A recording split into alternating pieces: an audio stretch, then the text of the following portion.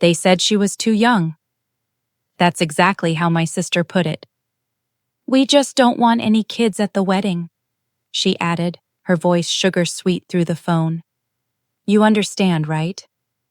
My daughter was 17, not a child, not in any way that mattered.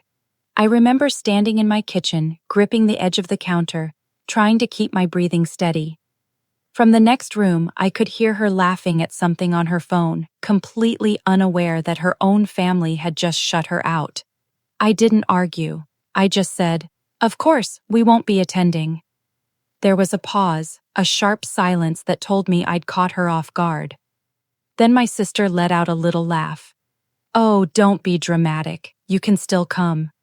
"No," I said quietly. "We'll stay home."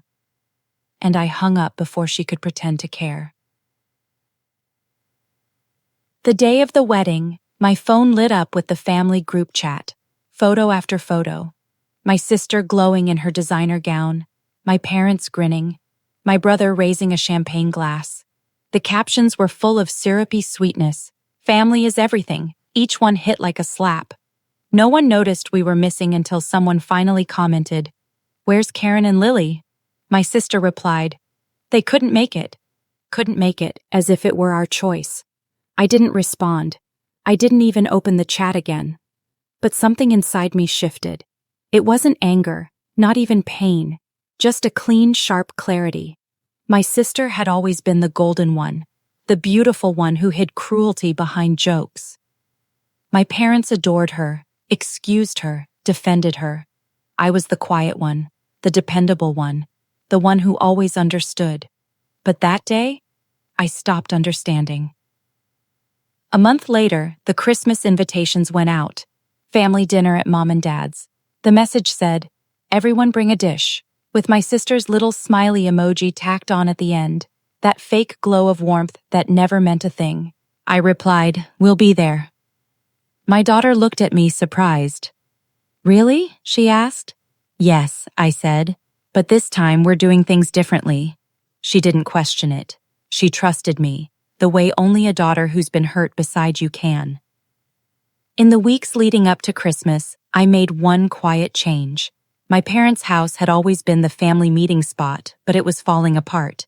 For years, they'd asked for help with the mortgage, and I'd been the one to save it. I'd paid off their loan, kept the deed in my name to protect it when Dad retired. They had no clue.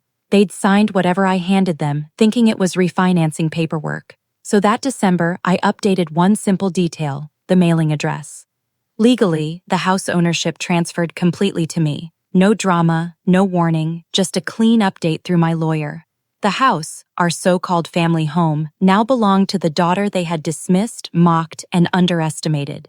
Christmas Day arrived cold and sharp. The house sparkled with lights, laughter spilling through the windows.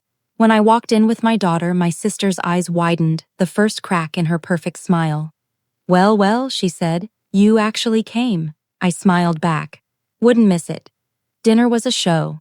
Forced laughter, fake compliments, little barbs dressed up as jokes. I let them play their parts. I stayed quiet when my sister bragged about her honeymoon and when my mother compared her beautiful wedding to my quiet, simple life. Then, between dessert and coffee, my dad cleared his throat. "Before we forget," he said, "we need to talk about the property taxes." The bill came to me again. "Karen, could you transfer the payment like last year?" I stirred my tea slowly. "I already paid it," I said. My sister smirked. "Of course you did. Always the responsible one." I met her eyes and said calmly, "Actually, I paid it as the owner." The room froze. "What do you mean?" my mom asked. "I mean," I said evenly, "the house is in my name now. It has been for months." Dad blinked. Mom frowned. My sister gave a shaky laugh. "You're joking."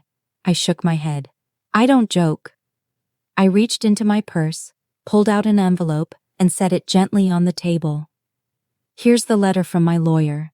Everything's legal." My dad's hands trembled as he opened it. Mom gasped when she saw the seal.